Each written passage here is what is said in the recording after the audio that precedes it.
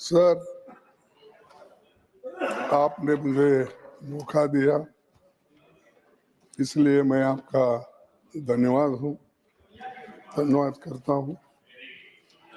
Sir, आज 16 दिसंबर ये बांग्लादेश का लिबरेशन डे, जो हमारी बहादुर नेता इंदिरा गांधी जी पाकिस्तान के 2 टुकड़े करके और बांग्लादेश को लिबरेट करके और 1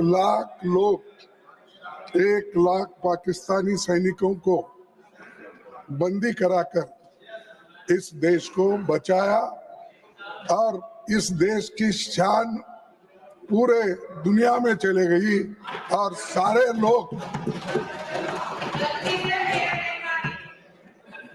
और 1 लाख लोगों को बंदी करना बहुत मुश्किल काम है, लेकिन जिनको आयरन लेडी कहते हैं उसने ये बता दिया, अगर हमारे नजदीक अगर कोई आए तो उनकी खैर नहीं, ये उन्होंने बता दिया। और आज वो दिन है बांग्लादेश लिबरेशन, और वहां पर जो गड़बड़ी चल रही है, कम से कम ये लोग आंख खोलकर वहां के माइनॉरिटी को बचाने की कोशिश तो करें। सर, मैं आपको और एक चीज बताना चाहता हूं और यहां से शुरू करता हूं, ताकि अब ये कॉन्स्टिट्यूशन हम नहीं पढ़े अब उनको बताना पड़ता है कि हमको भी थोड़ा थोड़ा पढ़ना आता है। हम नहीं सर, हम तो म्युनिसिपैलिटी स्कूल में पढ़े हैं, वो जवाहरलाल नेहरू यूनिवर्सिटी में पढ़े हैं।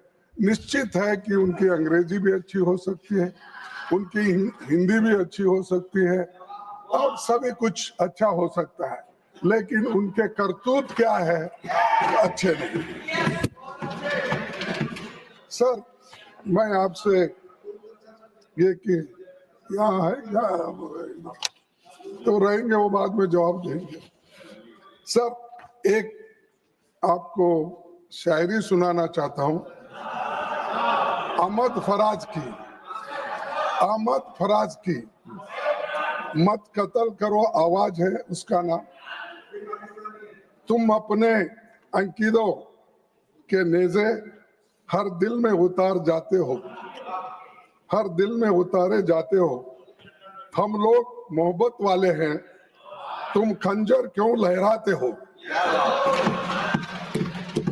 हम लोग मोहब्बत वाले हैं, तुम खंजर क्यों लहराते हो।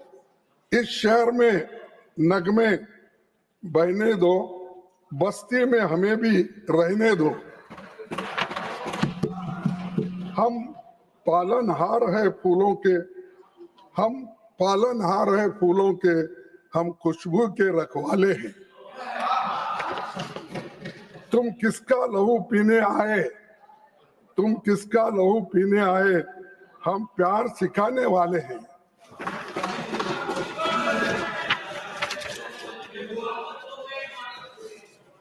इस शहर में फिर क्या देखोगे, जब हर यहाँ मर जाएगा, जब तेग पे लय कट जाएगी, जब शेर सफर कर जाएगा, जब कत्ल हुआ सूर साजों का, जब काल पड़ा आवाजों का, जब शहर खंडर बन जाएगा, फिर किस पर संग उठाओगे, संग यानी पत्थर, फिर किस पर संग उठाओगे। अपने चेहरे आईनों में जब देखोगे डर जाओगे। तो मैं ये इसलिए कह रहा हूं, आज की परिस्थिति जो है, हमको बताना पड़ता है कि कैसा इस संविधान के तहत हुकूमत चलाने वाले लोग कोट कोट करके आगे का, पीछे का, बीच में का सब बोलते रहते हैं। तो उन्होंने बहुत आपत्ति उठाई सोशलिज्म पे। मैं यहाँ से शुरू करूंगा कि ये जो है संविधान में जो प्रियम्बल में लिखा है और जिन लोगों ने कॉन्स्टिट्यूंट असेंबली में लिखा है और इसको सर्वसम्मति से जो पास हुआ है उस पर भी आपत्ति जता रहे हैं। तो आप ही सोचिए ये कॉन्स्टिट्यूशन के फेवर में है क्या अगेंस्ट में है? मैं देखूं, अब उनको मालूम है। We the people of India, having solemnly resolved to constitute India into a sovereign, socialist, secular, democratic republic, and to secure all citizens justice, social, economic, and political, liberty of thought, expression, belief, faith, and worship, equality of status and of opportunity, and to promote among them all fraternity, assuring the dignity of the individual and the unity of integrity of the nation. Sir, ये तो संविधान में नवंबर 26th day of November 1949 में ये हमने स्वीकार किया है। जब हमने ये स्वीकार किया है, इसके तहत हमको चलना चाहिए, हमको इम्प्लीमेंट करना चाहिए। सिर्फ एक दूसरे के खामियां निकाल के अगर आप बोलते जाएंगे तो तुमने 5000 सालों में कैसी तकलीफ हम लोगों को दी है, मुझे भी ये बोलना पड़ता है। मैं लाया हूं, आपकी मंशा क्या थी? ये संविधान जो बने वो मनुस्मृति के तहत बने। मनुस्मृति के जो कानून होते हैं, हाँ, कानून होते हैं वो जो बनाए हैं, तो उसके तहत करना चाहिए था। ये जनसंघ की मंशा थी, ये आरएसएस की मंशा थी, ये आपकी मंशा थी। और आप सोशलिज्म की बात करते हो। अरे जो लोग इनइक्वालिटी पे फेथ है आपका, ये पढ़ो, ये आपका भी। मैं तो पढ़ के आपको लिखा हूं, इसमें नहीं पढ़े बोल के आप मैं समझना।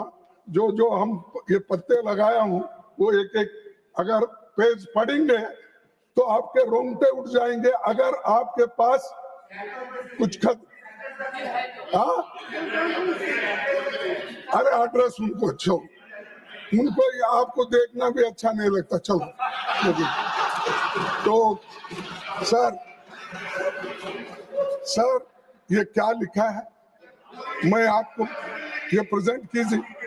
और ऐसे लोग जो लोग झंडे से नफरत करते हैं, जो लोग हमारे अशोक चक्र से नफरत करते हैं, जो लोग संविधान से नफरत करते हैं, और ये लोग आज हमको पाठ पढ़ा रहे हैं। ये क्या है? अरे आपने तो साहब ये संविधान जब बना,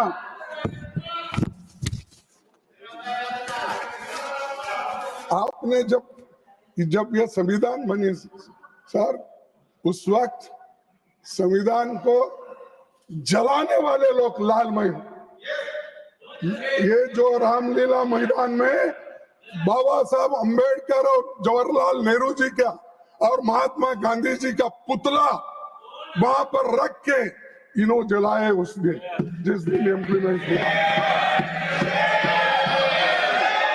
और अरे चुप बैठो, हो ना, बैठो। हाँ, जलाए सो लोग हमको संविधान कैसा बचाया और क्या किया? नेहरू जी को गालियां, इंदिरा जी को गालियां, और कहां तक गांधी पूरी फैमिली को गालियां। शर्म आना चाहिए। पढ़ो, आप इतिहास पढ़ो, कॉन्स्टिट्यूंट असेंबली के डिबेट पढ़ने के बाद, संविधान बनने के बाद आप लोगों ने कैसी कैसी बातें संविधान के बारे में आपने बोला है, कहा है, आप तो देख लो। लेकिन ऐसे लोग टीका करते हैं। सर, और एक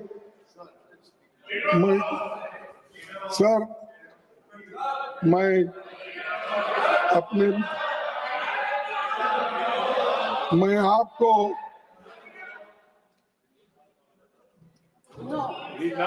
No, I'm not. No, I am not yielding. Should be authenticated. No. Honorable members, Authenticate. only when the speaker will yield, I can give an opportunity. If there are issues, you can have notice. And I'm sure the House will bear with me on this. And I have a mind to enrich myself. जो किताब आपने दिखाई है, मत पढ़ो। Sir, बाद में। नहीं अभी देता हूँ। मनुस्मृति की किताब ये 3-4 मैं जला वो उतना पढ़ दो और मेरे को वापस कर दोगे, क्योंकि आजकल मिलता नहीं। Honorable members, can I return a document put on the table? I can't. It has to be put on the table. अच्छा, मैं और एक खरीद के देता हूँ। Please continue. सर, आपको 7 दिसंबर 2022 का दिन याद दिलाना चाहता हूं, जब पहली बार सभापति के रूप में इस सदन में पधारे थे। मैंने आपके स्वागत में कहा था कि आपको नियमों, मेंबर्स के अधिकारों और भावनाओं की जानकारी बहुत है। जैसे संसद 2 सदनों के मिलकर चलती है, उसी तरह लोकतंत्र सत्ता पक्ष और विपक्ष के 2 पहियों पर चलता है। सत्ता दल का अपना सरकारी एजेंडा होता है और हम लोगों के मुद्दों को यहाँ और उनके सवालों की चर्चा हम चाहते हैं। मैंने कहा था, हमारे संविधान निर्माताओं ने जिस मकसद से राज्यसभा का गठन किया, उसी भावना से ये सदन काम कर पा रहा है या नहीं, इस पर आप गौर कीजिए, इस पर आप बोलिए। अब टीका करने से आपके पाप धो जाने वाले नहीं है। जो कोविड में मरे, जो हर जगह आज जो अट्रॉसिटीज हो रहे, शेड्यूल कास्ट पे हो रहे, शेड्यूल ट्राइब से हो रहे और महिलाओं पे हो रहे, यहाँ तक आप सुने होंगे सर, मध्य प्रदेश में एक शेड्यूल ट्राइब्स के बच्चे के मुंह में यूरिन कराया, मूत्र। इन समस्याओं को पहले सुलझाओ। लोगों को जो हमारे को जो बुद्धि दे रहे हैं ना, अपनी गवर्नेंस को सुधारो, वो छोड़कर आप मनमाने बोल रहे हैं। सर, आपका शुक्रिया भी हम अदा करते हैं, इसलिए कि संविधान के स्वीकार कर जाने के बाद 75 साल में आप जो चर्चा के लिए 2 दिन टाइम दिए और हमको टाइम भी अलॉटमेंट किए, लेकिन थोड़ा एक आधा घंटा 1 घंटा ज्यादा भी हो तो हमारे लोग बोलने दो, क्योंकि जब तक आपने तो बोला है पहले ही, तो आपका धन्यवाद करता हूं। तो इसीलिए क्योंकि मैं ज्यादा टाइम लिया तो बाकी के लोगों को मिलता नहीं, इसीलिए मैं आपसे एक निवेदन करता हूं। और दूसरे चीज ये है कि सबसे पहले मैं उन महान नायकों को श्रद्धांजलि देता हूं जिन्होंने एक समतावादी भारत का सपना देखा था। और सभापति जी, स्वाधीनता संग्राम के दौरान ही संविधान निर्माण की सोच उपजी थी। कांग्रेस के इतिहास से ये गहराई से जुड़ा है और 1931 में सरदार पटेल की अध्यक्षता में कराची कांग्रेस अधिवेशन में जवाहरलाल नेहरू ने मूल अधिकारों और आर्थिक नीति पर प्रस्ताव रखा था जो पारित हुआ। ये ऐसा ही कॉन्स्टिट्यूशन नहीं बना, ये मूवमेंट से बना, ये आजादी के लड़ाई से बना और उसी वक्त ये सोच थी 1931 का, ये आज का नहीं है। और नेहरू जी ने संविधान सभा की मांग को 1937 के चुनाव का केंद्रीय मुद्दा बना दिया था। महात्मा गांधी जी ने 25 नवंबर 1939 को स्टेटमेंट दिया था। क्या दिया था? पंडित जवाहरलाल नेहरू ने मुझे अन्य बातों के अलावा संविधान सभा के गठबंधन से उत्पन्न प्रभावों का अध्ययन करने के लिए विवश किया है। मैं और एक बार पढ़ता हूं। पंडित जवाहरलाल नेहरू ने मुझे अन्य बातों के अलावा संविधान सभा के गठन से उत्पन्न प्रभावों का अध्ययन करने के लिए विवश किया है, गांधी जी ने कहा था जब उन्होंने कांग्रेस के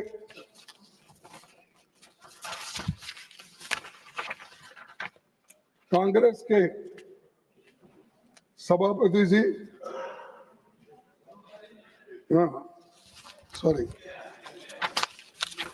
सर संकल्पों की पहली बार इसे पेश किया तो मैंने इस विश्वास के साथ अपनी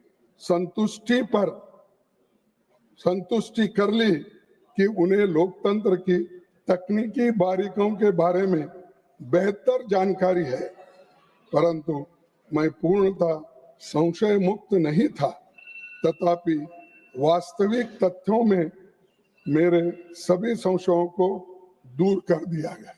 ये महात्मा गांधी जी पंडित जवाहरलाल नेहरू जी के बारे में और उस वक्त किस ढंग से संविधान बनाना और इसका किस तरीके से काम होगा, ये महात्मा गांधी जी ने स्वीकार किया जो पंडित जवाहरलाल नेहरू जी ने कहा था।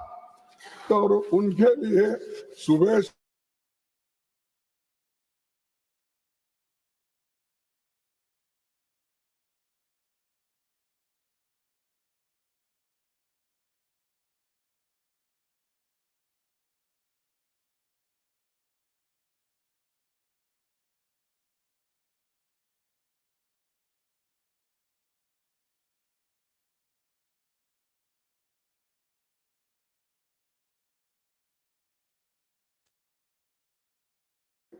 डॉक्टर बाबा साहब अम्बेडकर बोले वो भी नहीं सुनेंगे, मौलाना आजाद बोले वो भी नहीं सुनेंगे। क्या सुनने वाले हैं? आप तोड़ मोड़ करके यहाँ लोगों को समझाने के लिए आए हो, क्या संविधान के ऊपर चर्चा करने के लिए आए? सर, संविधान की प्रस्तावना में मैं अभी पढ़ा, वो फिर पढ़ने की जरूरत नहीं। इक्वालिटी, लिबर्टी, फ्रेटर्निटी, ये सब मैंने अभी पढ़ा। इन चीजों की ही जरूरत है।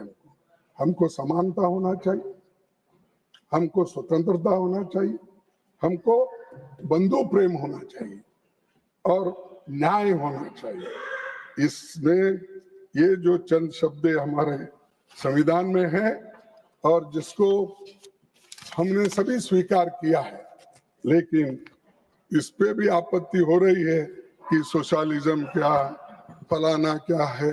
यही है कि इकोनॉमिक्स पे बात करें, नेचुरली वो एक्सपर्ट्स हैं, इकोनॉमिक में ज़्यादा एक्सपर्ट्स है और ये जवाहरलाल नेहरू यूनिवर्सिटी के स्टूडेंट हैं, तो नेचुरली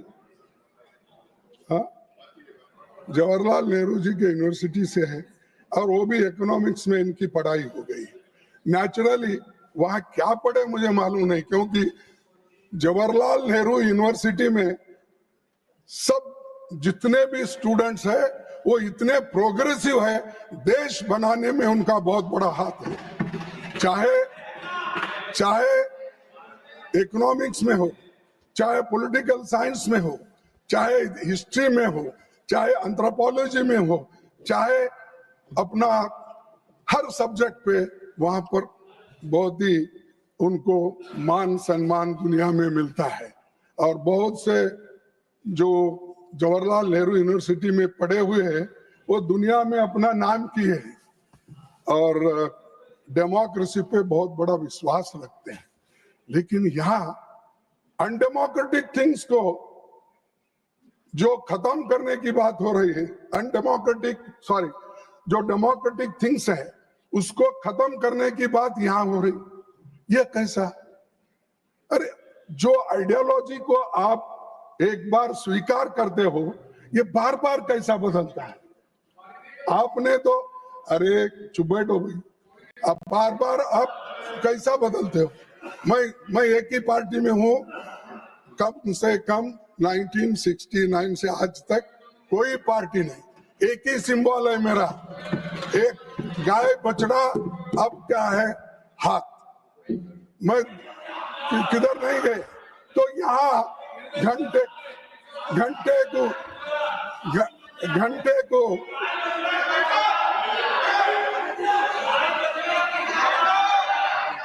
सर जरा इनको चुप रहने का भी बोलिए, क्योंकि मैं तो चुप बैठा था जब निर्मला सीतारामन जी बात कर रही थी। कुछ नहीं सर,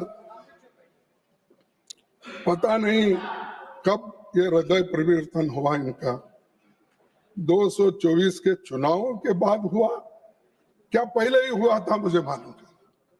आज जो कॉन्स्टिट्यूशन की अब जरा बात कर रहे हैं, अब अभी हुआ कब हुआ मुझे मालूम नहीं, लेकिन कम से कम उनका हृदय परिवर्तन करने का काम इस देश की जनता ने 2024 के इलेक्शन में दिखाया।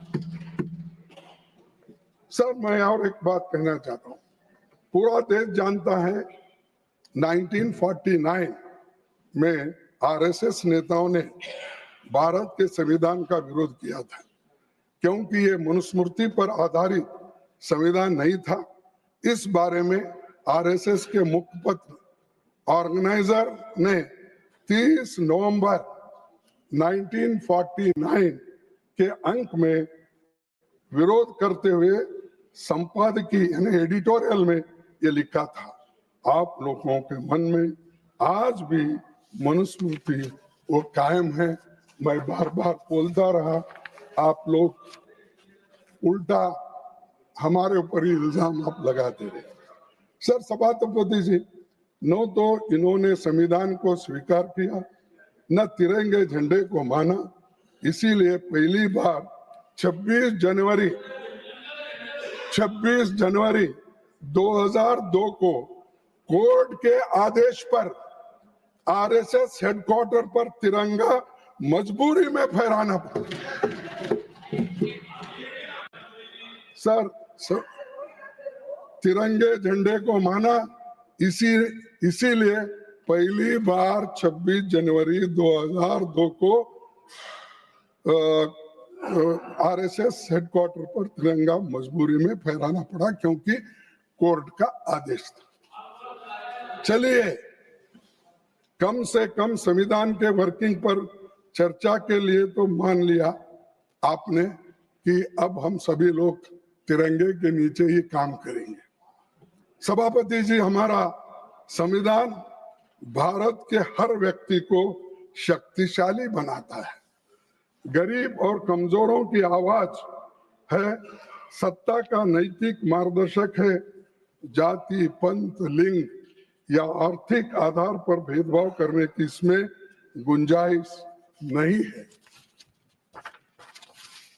लेकिन संविधान पर खतरा बना हुआ है, आने वाली पीढ़ियों के लिए इसे सहेज कर रखने के लिए हमें लगातार चौकन्ना रहना पड़ेगा, सतर्क रहना पड़ेगा, क्योंकि इनकी मंशा कब बदलती क्या होती मालूम नहीं है।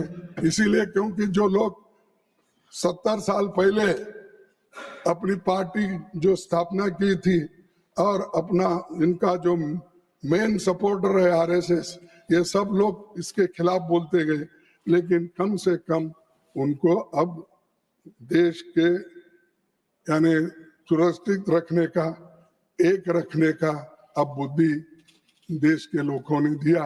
इसलिए मैं आपके तरफ से, आपके ओर से उनको भी धन्यवाद देता हूं, आपके बदलते हुए नीति को, और जो सम्मान कॉन्स्टिट्यूशन को दे रहे हैं, सम्मान झंडे को दे रहे हैं, सम्मान देश के लोगों को दे रहे हैं, और कॉन्स्टिट्यूंट असेंबली में जो बनाए हैं ये सारी चीजें, उनका भी याद आपको अब आ रहा है।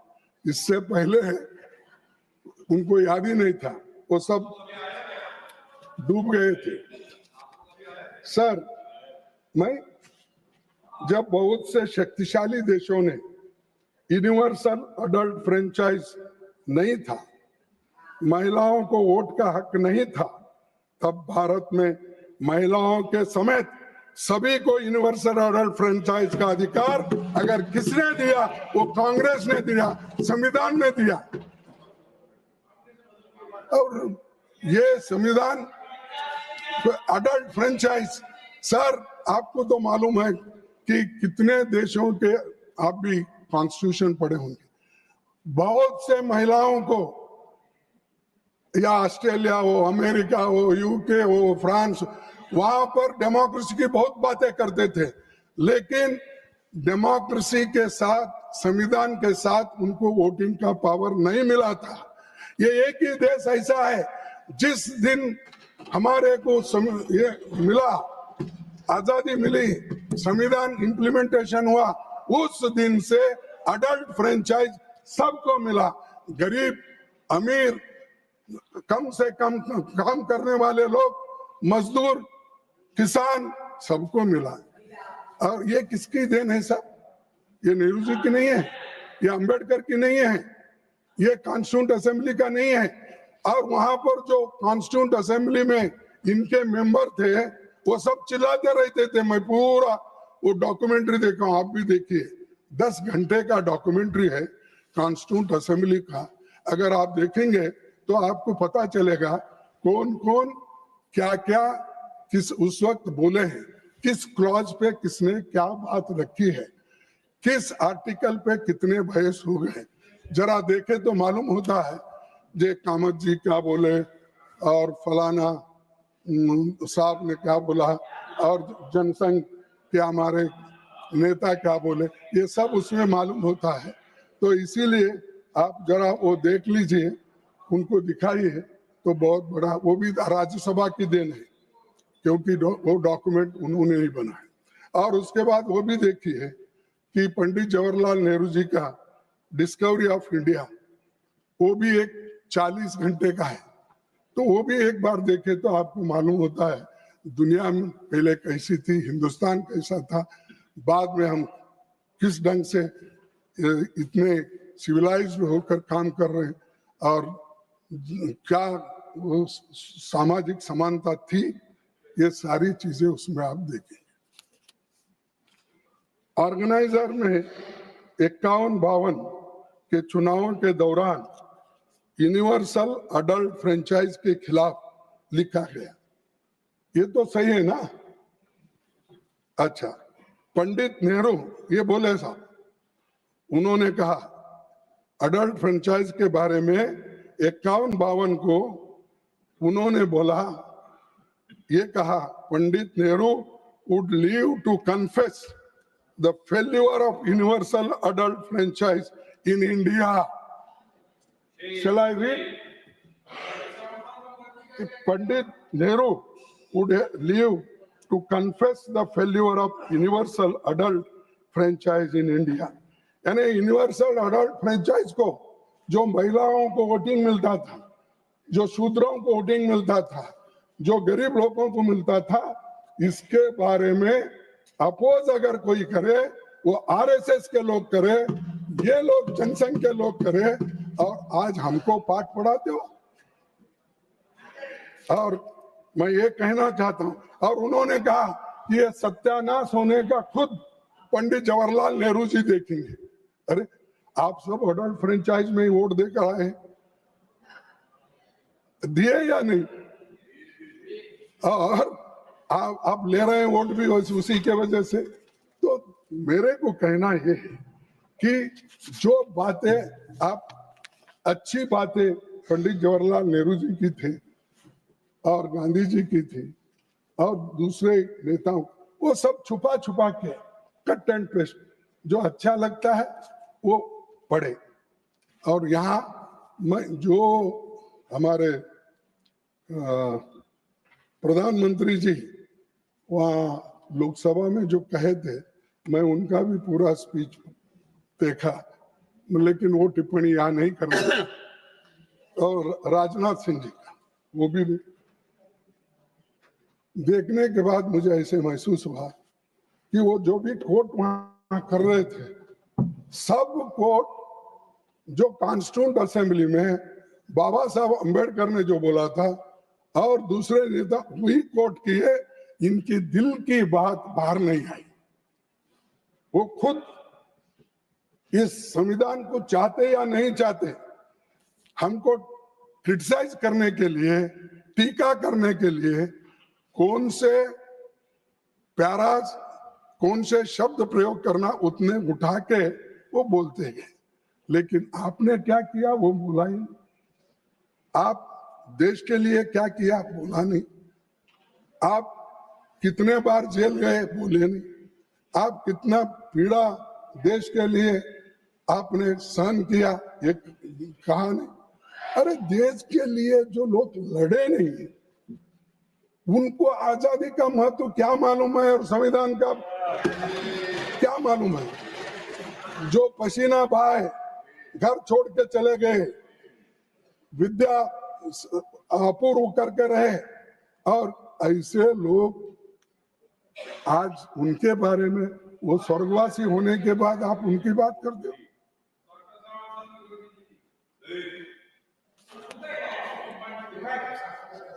चुप बैठो तुम, अभी जाके तुम्हारे डिफेंस मिनिस्टर के पास सीख के आओ।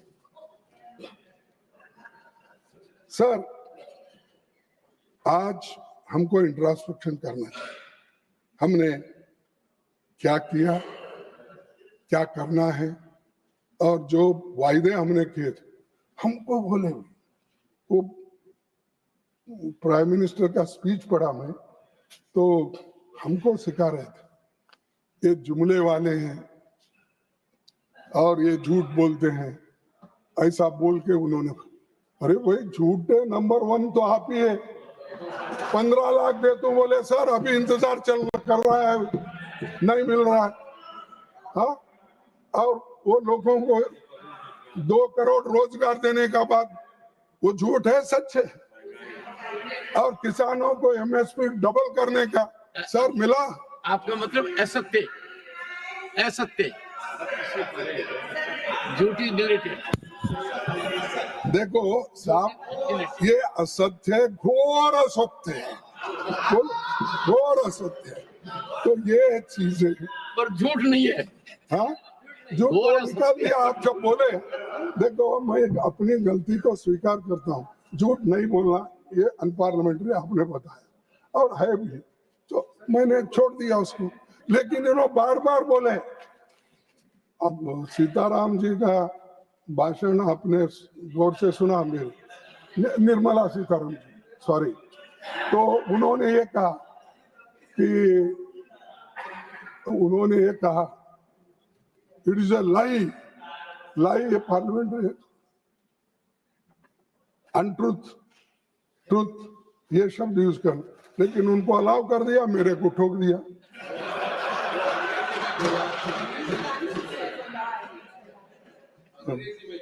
सर,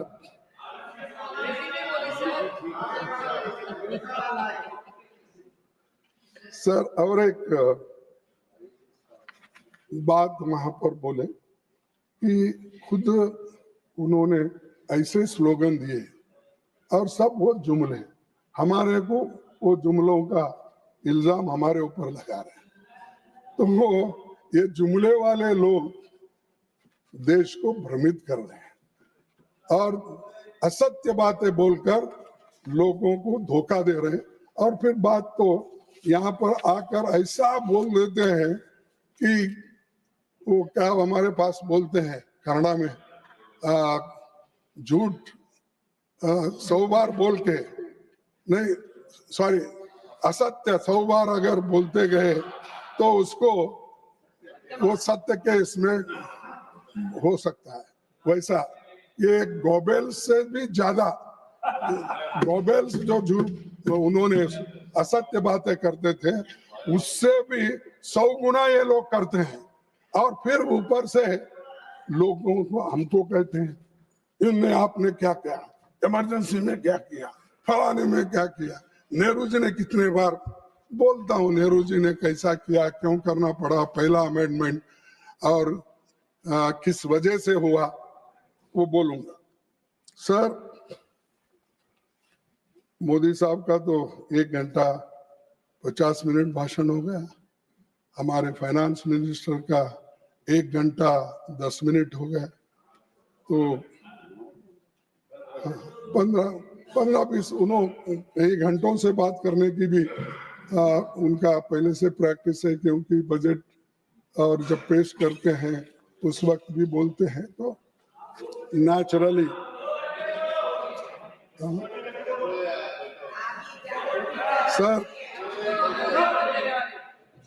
सर पीएम या तो अतीत में रहते हैं या कल्पना लोक में। ऐसा लगता है कि वर्तमान उनकी डिक्शनरी में नहीं है। बेहतर होता कि तो वो बता देते कि 11 साल में ऐसा कौन सा काम किया है जिससे हमारा लोकतंत्र और संविधान मजबूत हुआ। डिमोनेटाइजेशन हो, दूसरे हो, सब खत्म करने की बात ही करें, गरीबों को आर्थिक दृष्टि से कुचले, ऐसे लोग हमको पाठ पढ़ा रहे कि आर्थिक मजबूती हमने की। अगर सोशलिज्म की बात करते उसको भी टीका आपने किया। मैडम, अगर सोशलिज्म, सॉरी सभापति जी, अगर सोशलिज्म ये जो है लैंड रिफॉर्म्स नहीं आता, बैंक नेशनलाइजेशन नहीं होता, फूड सिक्योरिटी एक्ट नहीं आता, नरेगा नहीं आता, तो आज गरीब मरते थे। और कोविड में आपको जो आश्रय मिला वो नरेगा से मिला, वो फूड सिक्योरिटी से मिला, और कंपलसरी एजुकेशन एक्ट के तहत जो बच्चों को आज पढ़ाई हो रही, ये है काम। ये नहीं बात में किस भाषा पे भी ठोको, भाषण करते हो, लेकिन उसका परिणाम क्या है? कुछ नहीं। और ये बात हमेशा वो करते हैं, तो जिससे हमारा लोकतंत्र और संविधान मजबूत हुआ है। और प्रधानमंत्री जी के एक बार फिर सदन और देश के गुमराह करने की कोशिश की और कहा 1947 से 1952 के बीच में कोई इलेक्टेड सरकार नहीं थी और वो गैर कानूनी संशोधन ला रहे थे। ये मोदी साहब का कहना है। तो मोदी साहब के लिए मैं उनकी याददाश्त के लिए रिपीट कर रहा हूं, क्योंकि देश की आजादी में ना उन्होंने हिस्सा लिए ना मैं हिस्सा लिया। नेहरू जी लिए और महात्मा गांधी जी लिए, सरदार पटेल लिए, ये लोगों ने जो किया काम उस पर टिप्पणी करने का हमको कोई अधिकार नहीं। और दूसरा, उन्होंने नेहरू जी, पटेल जी, बाबा साहब खुद अपने श्याम प्रसाद मुखर्जी की क्रेडिबिलिटी पर हमला हुआ। वो हमला बोले क्योंकि ऐसे लोगों के बात कर रहे थे जिनको उन्होंने कभी सुना नहीं, कभी देखा नहीं, उनके साथ कभी लड़े नहीं। तो नेहरू जी के खिलाफ नफरत में आप इतना बह गए कि आपने संविधान सभा, अंतरिम सरकार और अंतरिम संसद सब पर सवाल खड़ा कर दिया। और इसमें सभी में श्याम प्रसाद मुखर्जी भी थे। तो इसीलिए कम से कम आप बोलते वक्त जरा ये तो सोचना चाहिए, मैं क्या अपने नेता के खिलाफ बोल रहा हूँ, क्या नेहरू के खिलाफ बोल रहा हूँ, क्या किसी और के खिलाफ बोल, इतना सोच के तो अगर बोलते तो मैं समझता था कि नेचुरली या उन्होंने रात में जो भी पढ़ा सुबह बोला होगा, भूल गए होंगे, या उनके जो भी एडवाइजर है लिख के दिए होंगे, बोले होंगे। हमारे गलतियां हम दुरुस्त कर लेना चाहिए, चाहे मोदी जी हो, चाहे नड्डा जी हो, चाहे मैं। हम अपनी गलती को स्वीकार नहीं करेंगे तब तक आपकी बातों में कोई वजन नहीं रहेगा। दूसरी चीज, प्रधानमंत्री ने ये भी कहा 1951 में जब चुनी सरकार नहीं थी, नेहरू जी ने अध्यादेश लाकर संविधान को बदला। सुने आप, ये उनके ही वर्ड है जो मेरे को प्रेस में मिला और कच्ची कॉपी जो मिली। तो मैं उनसे पूछना चाहता हूं क्यों लाया गया। प्रधानमंत्री जी शायद भूल गए कि संविधान का पहला संशोधन प्रोविजनल पार्लियामेंट ने किया था, प्रोविजनल पार्लियामेंट ने किया था, जिसके सदस्य संविधान सभा के ही सदस्य थे, इंक्लूडिंग हमारे श्यामा प्रसाद मुखर्जी। तो ये संशोधन इसलिए हुआ था ताकि पिछड़ी जातियों को आरक्षण दिया जाए और जमींदारी अबोलिशन हो सके। मैं सदन को बताना चाहता हूं कि उस दौरान state of Madras versus Champakam Dorairajan मामले में मद्रास स्टेट के रिजर्वेशन के फैसले को सुप्रीम कोर्ट ने खारिज कर दिया था। तो आप बोल रहे ये रिजर्वेशन निकाल दे, SC/ST का निजाम।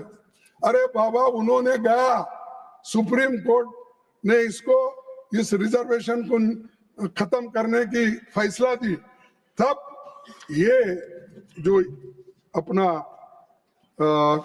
आर्टिकल 15(4) ये आ गया, 15(4) आ गया, उस वक्त आ गया। तो आप वो नेहरू जी के ऊपर ब्लेम रहा, नेहरू जी ने ऐसा, अरे ये तो डॉक्टर बाबा साहब अम्बेडकर का सजेशन था, वल्लभ भाई पटेल का सजेशन था। उन्होंने ये कहा ये जो लैंड रिफॉर्म्स का है और उसके बाद 9th शेड्यूल इसको बाद में जोड़ा गया और ये मंशा थी SC/ST OBC और एम्प्लॉयमेंट और एजुकेशन के आरक्षण मिल सके। तो इसीलिए इस संशोधन का एक तीसरा पक्ष सांप्रदायिक दुष्प्रचार रोकना भी था। सरदार पटेल जी ने 3 जुलाई 1950 को इस बारे में पंडित नेहरू को विस्तार से पत्र लिखकर संविधान संशोधन की ही समस्या का हल बताया। और एक बात बोलो, नहीं, क्योंकि ये आवाज प्राइम मिनिस्टर तक जाना भी, तो इसीलिए सरदार पटेल जी ने 3 जुलाई 1950 को इस बारे में पंडित नेहरू को विस्तार से पत्र लिखकर संविधान संशोधन को ही समस्या का हल बताया। Amendment is the only remedy. This is suggested by Sardar Patel. उनका भी अपमान करें, उसको ऑथेंटिकेट करके। हाँ, सरदार पटेल ने अपने पत्र में कहा था,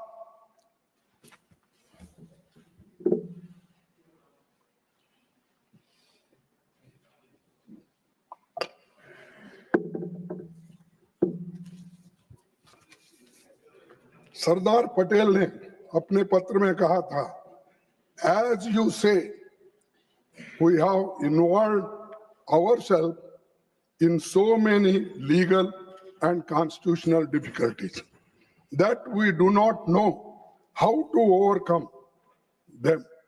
My own feeling is that very soon we shall have to sit down and consider constitutional amendment.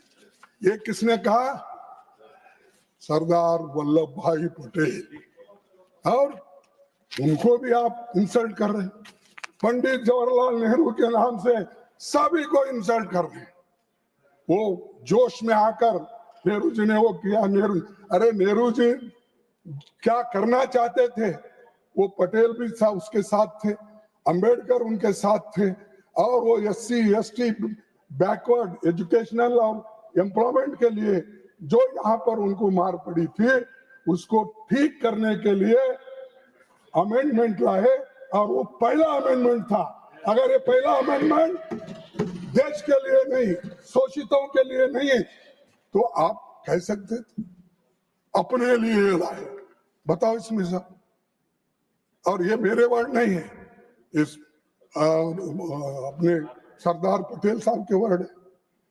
सभापति जी, इसलिए मुख्यमंत्रियों को नेहरू जी ने पत्र लिखा था, जिसका जिक्र मोदी जी ने अपने भाषण में तथ्यों को तोड़ मरोड़ कर नेहरू जी को बदनाम करने के लिए किया, जिसके लिए उनको देश से माफी मांगना चाहिए। ये मेरा डिमांड है। जो सत्य को अगर मोड़ तोड़ के रखते हैं देश के सामने और बदनाम करने की कोशिश करते हैं, इसीलिए उनको इस सदन में, उस सदन में माफी मांगना चाहिए और देश के जनता से माफी।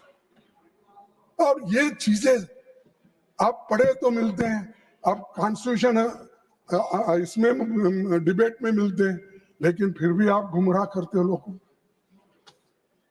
इस संशोधन पर खुद बाबा साहब ने 2 घंटे सदन में इसे डिफेंड किया था।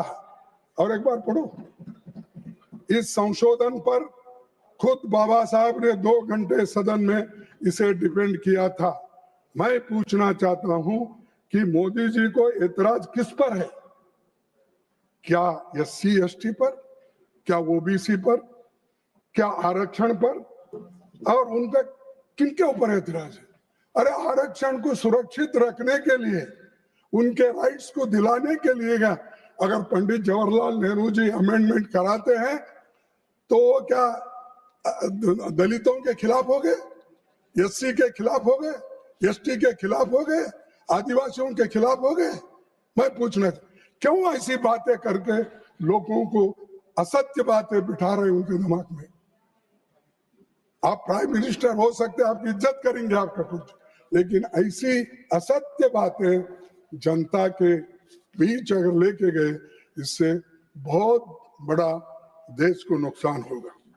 सर, ये लैंड रिफॉर्म्स, आप बड़े किसान हैं, क्षमा चाहता हूं, या छोटे किसान हैं मुझे मालूम नहीं सर, इसलिए एक मिनट नहीं हंसने की बात नहीं। मैं कृषक पुत्र हूँ। यानी आप कृषक नहीं हैं, ठीक है, ठीक है। तो मैं तो बस आगे चलिए। शुरू किया जब मोदी जी के एतराज किस पर है? या वो गरीब किसानों को जमीन का मालिक का हक मिलने पर उनके एतराज है? क्योंकि लैंड रिफॉर्म्स जो आना, उसके लिए भी गरीबों के तरफ से वो लड़ रहे थे और सरदार पटेल से नाराजगी है। हम कहते हैं कि बीजेपी आरक्षण के विरोधी है और इसीलिए वे कास्ट सेंसस के खिलाफ है। सर, सभापति जी, देश के स्वाधीनता आंदोलन के बारे में मोदी जी को ज्यादा पता नहीं है, इसीलिए क्योंकि वो इस विषय पे जाना नहीं चाहते, जो उन्होंने उस सफर में शामिल ही नहीं हुए थे, तो उसकी बात तो रहेगी। अरे मैं खुद अपने को भी बोल लिया। आपके पिताजी थे अभी, तो 1946 के कैबिनेट मिशन प्लान के तहत कांग्रेस ने एग्जीक्यूटिव काउंसिल में नेहरू जी को वाइस प्रेसिडेंट बनाया था। इसीलिए उन्होंने 1947 में अंतरिम सरकार का नेतृत्व किया। देश का पहला आम चुनाव 51-52 में हुआ, जिसमें नेहरू जी प्रधानमंत्री बने। तब सरदार पटेल जी इस दुनिया में उस वक्त नहीं थे। इसके बाद 1964 तक लगातार नेहरू जी प्रधानमंत्री बने रहे। मोदी जी जैसों के लिए ही सरदार पटेल ने 14 नवंबर, सर इधर जरा ध्यान से, मोदी जी जैसे सरदार पटेल ने 14 नवंबर 1949 को नेहरू जी के जन्मदिन पर लिखे बधाई पत्र मैं पढ़ता हूं, आपकी इजाजत हो। कुछ स्वार्थ प्रेरित लोगों ने हमारे विषय में भ्रांतियां फैलाने की कोशिश की है और कुछ भोले व्यक्ति उन पर विश्वास भी कर लेते हैं। ये जो है, ये खुद वल्लभ भाई पटेल जी ने लिखा है। लेकिन वास्तव में हम लोग आजीवन सहकारियों और बंधुओं की भांति साथ काम करते हैं।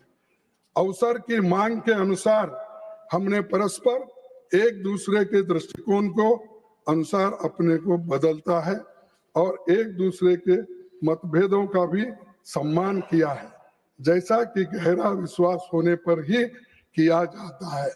ये सरदार वल्लभ भाई पटेल जी का उन्होंने लिखा हुआ पत्र है उनके जन्मदिन पर।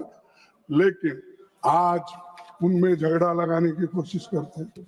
वल्लभ भाई पटेल नहीं चाहते थे, नेहरू जी वैसे थे। अरे वो उनके खुद के भाषण पढ़ो ना, उन्होंने क्या लिखा है लेटर वो पढ़ो, गांधी जी क्या बोले वो पढ़ो। लेकिन वो पढ़ना छोड़ के सब सुनी जो आरएसएस ट्रेनिंग में वो देते हैं वही बातें यहाँ पर बोलने से फायदा नहीं है। यहाँ संविधान की बात करो और जिनको आप टीका टिप्पणी करते हो उन नेहरू जी का पत्र देखिए, वल्लभ भाई जी का पत्र देखिए, महात्मा गांधी जी का पत्र देखिए। संविधान बनाने के लिए उन्होंने आखिरी में कैसा फैसला लिया, ये सब देखने के बाद अगर कुछ कहते तो मैं कहूँगा बहुत हमको ज्ञान दे रहे हैं, हम कोई छोटे मोटे स्कूलों में पढ़ के आए, बहुत बड़ा ज्ञान हमको यहाँ मिल रहा है, ऐसा सोचेंगे।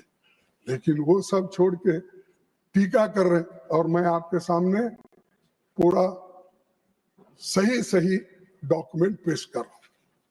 सर, सभापति जी, रक्षा मंत्री जी ने लोकसभा में बोलते हुए कांग्रेस पर संविधान बनाने के श्रेय को लेकर कटाक्ष किया। किसका क्या श्रेय बनता है? बाबा साहब ने खुद कहा है, जिसमें मैं कोट करूंगा, the task of the drafting committee would have been a very difficult one if this constituent assembly has been merely a motley crowd. There would have been nothing but chaos. This possibility of chaos was reduced to nil by the existence of Congress party inside the assembly, which brought into its proceedings a sense of order and discipline. ये बाबा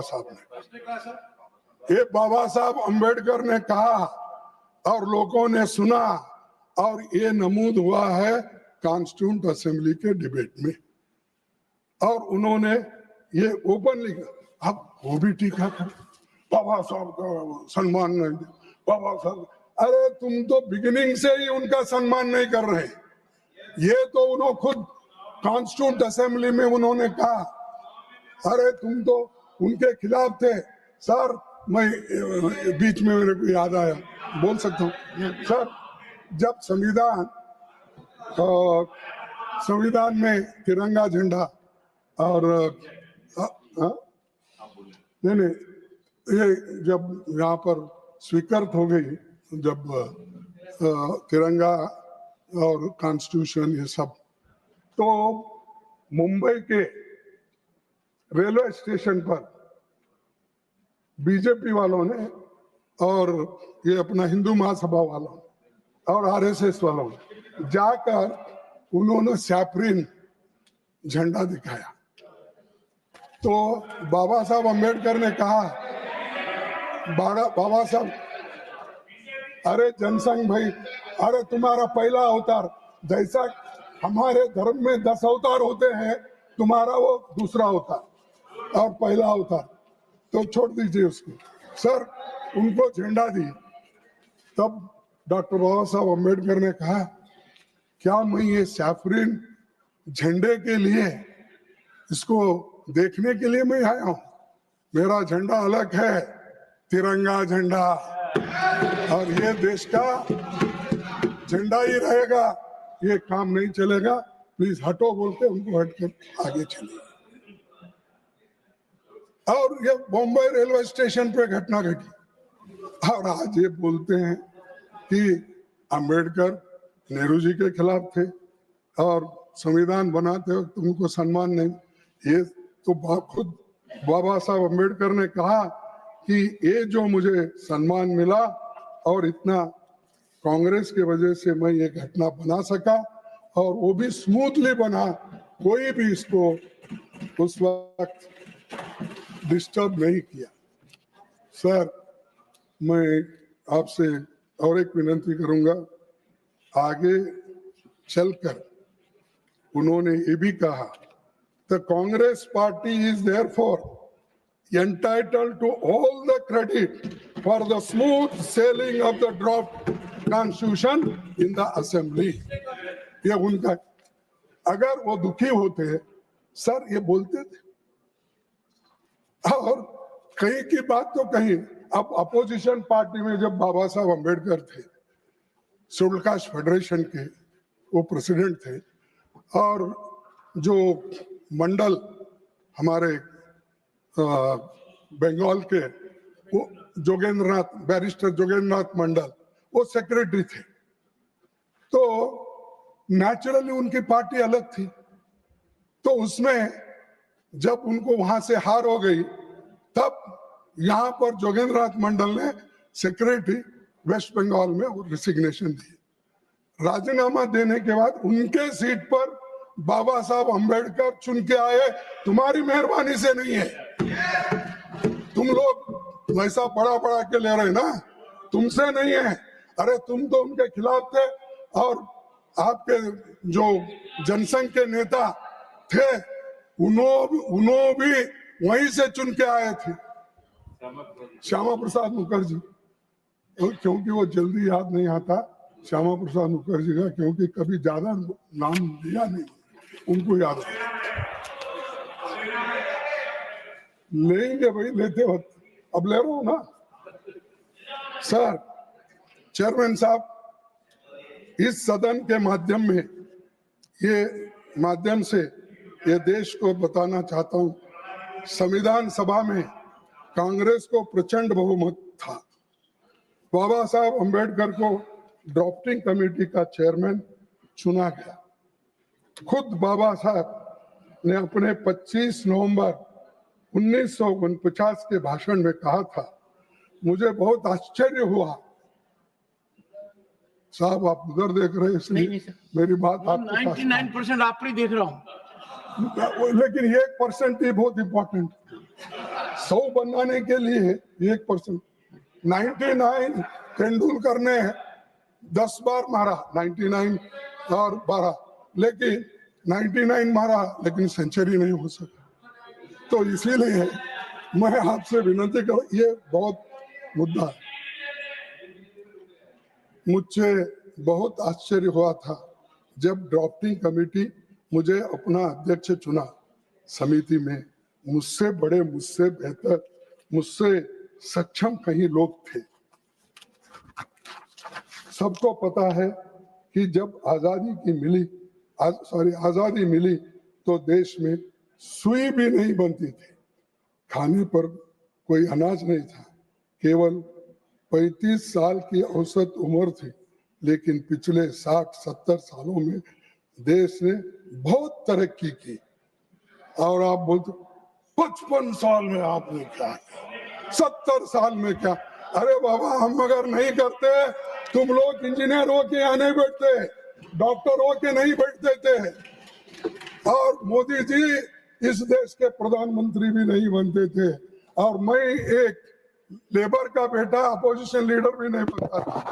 ये सोच के रखिए आप, तुम अपने आप को 30 बार का मत समझिए। ये सब देन पंडित जवाहरलाल नेहरू जी, महात्मा गांधी की, डॉक्टर अंबेडकर की, वल्लभ भाई पटेल की है। तुम्हारा कोई कंट्रीब्यूशन नहीं।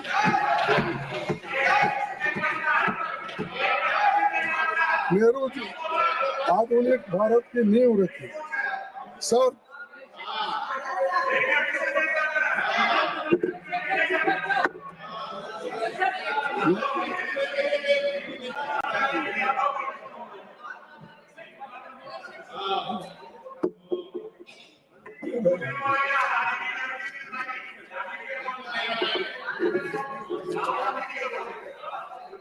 हाँ, तुम हमारे पार्टी में आए तो देखिए।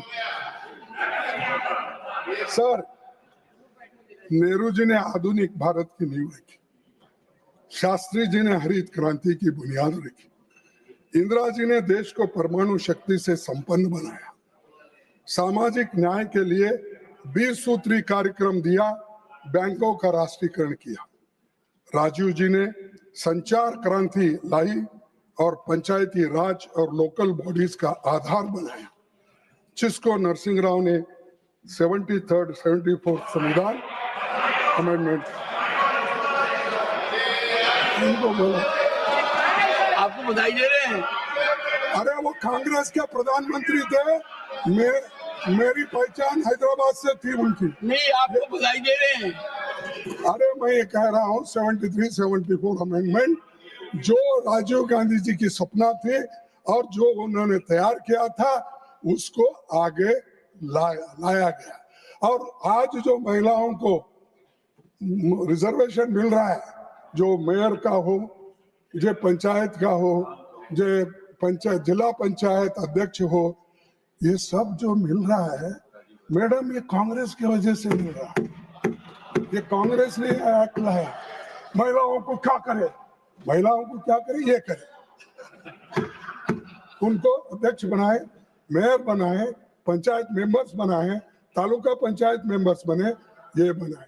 अगर हमारी सत्ता आएगी तो हम तुमसे भी तेजी से महिलाओं का आरक्षण बिल इम्प्लीमेंट करेंगे। हर चीज एक ही दिन में नहीं होता, तुम लोग अपोज करें उस वक्त, चलो। और मनमोहन सिंह से हर एक सुधारों का काम किया। प्रधानमंत्री की आधारहीन बातों से इतिहास बदल नहीं सकता। जो सत्य है वो सत्य है, जो असत्य है वो असत्य है। इसीलिए कम से कम वो अपना ध्यान इधर रखिए। हम फर्जी आंकड़ों की नीति नहीं करते। अगर कांग्रेस की सरकार को असली उपलब्धियां बताने लगूंगा तो आपके पास समय नहीं है और मुझे भी ज्यादा कुछ बोलना है, लेकिन थोड़ा तो मुझे बोलना ही पड़ेगा, क्योंकि हमको उधर से इतने लोग बात करके ठुकते रहे। असत्य बातों को उन्होंने सही बोल के बताने को सारे दुनिया कोशिश की, लेकिन हम उससे डरने वाले नहीं हैं। उत्तर को प्रत्युत्तर देंगे और सत्यता पे आधारित उत्तर देंगे। सर, संविधान के अनुच्छेद 15 के तहत धर्म, नस्ल, जाति, लिंग या जन्म स्थान के आधार पर भेदभाव रोका है, लेकिन आज क्या कुछ घट रहा है ये सबको पता है। प्रधानमंत्री इंदिरा गांधी ने चैलेंज समझा था, इसलिए कि 42nd अमेंडमेंट लेकर आई, जिसके तहत सोशलिज्म और सेक्युलरिज्म को प्रियम्बल में जोड़ लगाया और आर्टिकल 51A यानी तुम्हारी फंडामेंटल ड्यूटीज क्या है वो बताए। तो वो गलत है। फंडामेंटल ड्यूटीज क्या है अगर आप देख लेंगे तो आपको मालूम होता है। और मैं ये बताना नहीं चाहता हूं क्योंकि आप वो बात को छुपाना चाहते हैं, मैं आपको याद दिलाना चाहता हूं। तो इसीलिए ये कर्तव्य, हाँ, जो मोदी साहब ने नाम रखा है कर्तव्य पथ, हाँ, लेकिन कर्तव्य को ही भूल गए। 51A का जो आर्टिकल है उसी को भूल गए हो। वो सेक्युलर, सोशलिज्म, ये सब फालतू के वर्ड है, निकाल लो।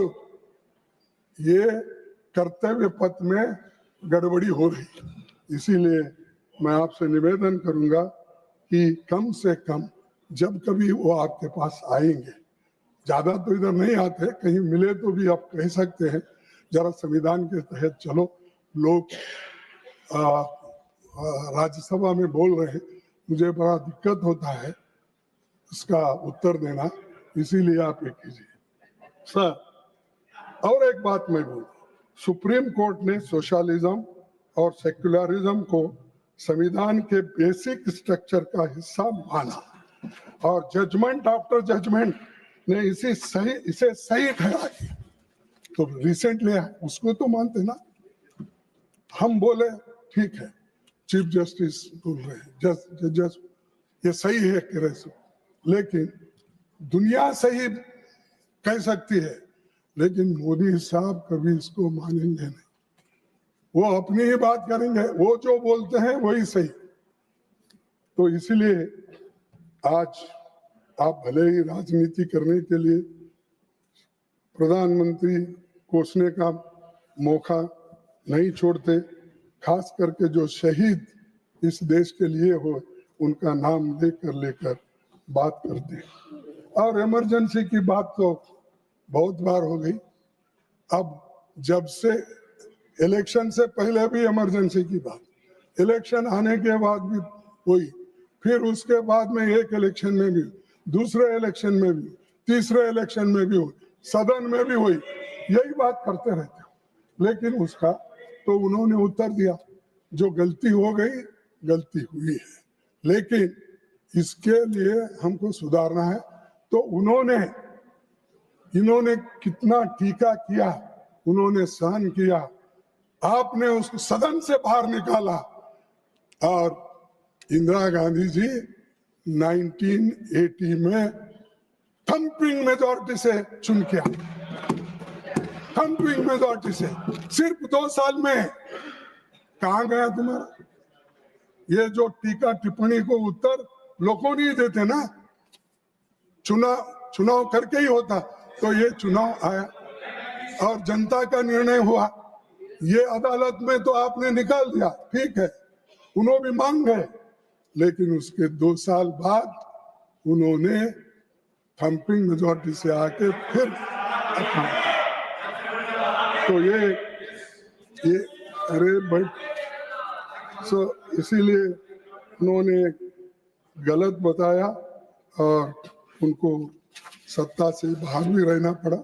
लेकिन आज उनको सभी लोग याद करते हैं और इंदिरा जी को सभी लोग मानते हैं। ये लोग, बहुत से लोग वोटिंग को गए होंगे, अब हमारे लोग भी उधर गए हैं, बाहर के भी गए हैं। ये संगम है सर, सामने वाले रोड पर बैठे। हाँ, संगम, ये सामने वाले बैठे सो ठीक है, वो पहले, लेकिन सेकंड, थर्ड, फोर्थ पे जो बैठे हैं ना, वो सब या इधर से उधर गए, उधर से इधर आ गए, या हर पार्टी से वहां गया, क्योंकि ईडी मशीन, सीबीआई। जयराम जी कह रहे हैं कुछ, हाँ, जयराम जी कुछ कह रहे हैं आपको। हाँ, तो हर लोग यहाँ, वो एक वॉशिंग मशीन बड़ी खरीदी है, कौन?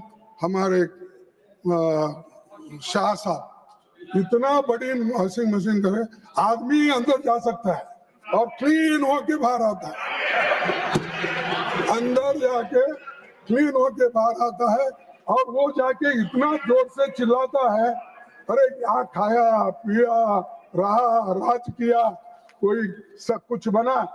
वही यहाँ पर हमको बुद्धि पढ़ाते हैं और उल्टा बयान देते हैं। तो ऐसे लोग इस देश में हैं, ऐसे लोग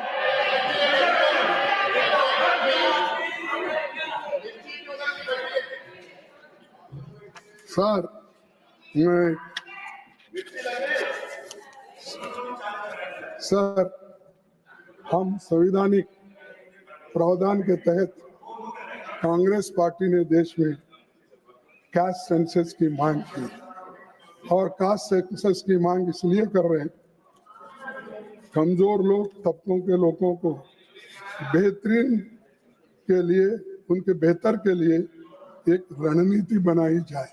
इसीलिए आप ये जो हमारा डिमांड है ये किसी को खुश करने के लिए नहीं।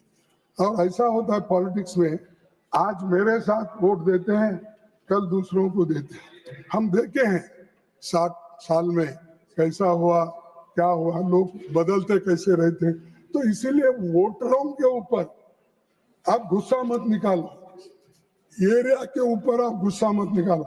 कोई एरिया, कोई स्टेट अगर आपको वोट नहीं देता तो आप क्या करते थे, उस स्टेट को पैसे देने का बंद करते हो, जीएसटी वक्त पे नहीं देते हो, ये आपका काम चल रहा है। और इरिगेशन पे नहीं देते हो, रेलवे के प्रोजेक्ट को नहीं देते हो। तो इसीलिए मैं और 1-2 मिनट लूंगा, खत्म। डॉक्टर बाबा साहब अम्बेडकर ने आने वाली चुनौतियों से आगाह करते हुए संविधान सभा में कहा था, in politics we will have equality and in social and economic life we will have inequality. How long shall we continue to deny equality in our social and economic life? If we continue to deny it for long, we will do so only by putting our political democracy in peril. तो अध्यक्ष,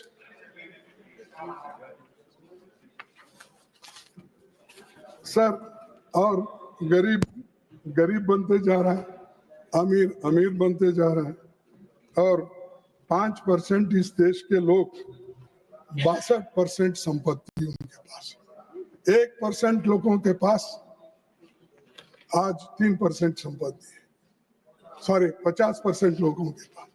तो ये सारी चीजें आपकी economy किधर गई? क्यों इसको कम करने में आप लोग काम नहीं कर रहे? ये मैं आपसे पूछना चाहता हूं। और आप इतने सभी चीजें कॉन्स्टिट्यूशन के तहत करते हो तो ये क्यों नहीं किए, ये मेरा सवाल है। दूसरा और एक सवाल है सर, मणिपुर में लगातार हिंसा और अशांति जारी है।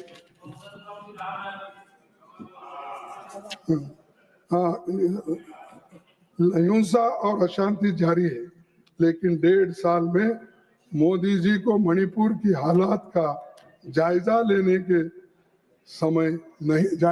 का समय नहीं मिला। वो पूरे दुनिया में फिर रहे हैं, देश में फिर रहे हैं, इलेक्शन के लिए हर जगह जाते हैं। परसों मैं जब मिले थे तो उस वक्त मैं बोला, मुझे बोले कि कैसे हो, तो ठीक है बोले, शायद नड्डा साहब भी थे वहाँ, तो ठीक है बोले, तो आप बहुत घूम रहे बोल के मुझे बोले। तो मैं बोला साहब अब इलेक्शन में घूमना ही पड़ता है, आप जब गली गली घूम रहे हो, मैं कम से कम दिल्ली में तो फिरना पड़ेगा। तो ये सब जगह जाने का मौका उनको मिलता है, लेकिन मणिपुर जाने के लिए वो तैयार नहीं है। राहुल गांधी खुद गए, और वहां से पाद यात्रा निकाली और ऑल पार्टी वाले उसको सपोर्ट करें। जब वो निकलते हैं, आपको तो इतना संरक्षण है, आप क्यों नहीं जा रहे, क्यों इस समस्या को सुलझा रहे? तो मैं आपसे ये बात करने, इसके लिए मैं बात कर रहा था।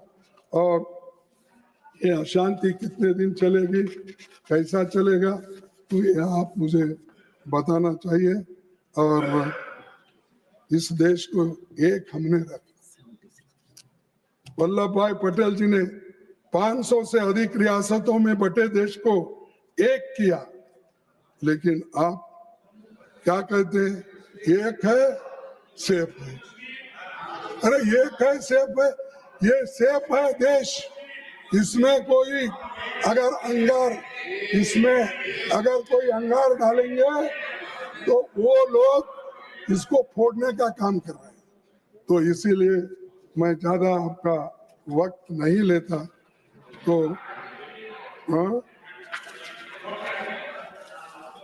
देखिए, और एक लास्ट कोट में आपका पढ़ूंगा। Bhakti in religion may be a road to salvation of the soul. But in politics, bhakti or hero worship is a sure road to degradation and to eventual dictatorship. तो ये dictatorship के से बाहर है।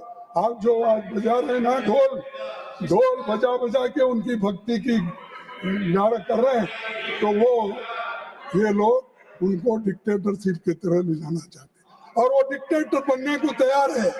तो इसीलिए मैं आपसे विनती करूंगा कि ये डेमोक्रेसी डिक्टेटरशिप के तहत नहीं चलना चाहिए और सभी लोग आज जो संविधान को हम मानते हैं वो उसी पर हम चलना चाहिए। और आज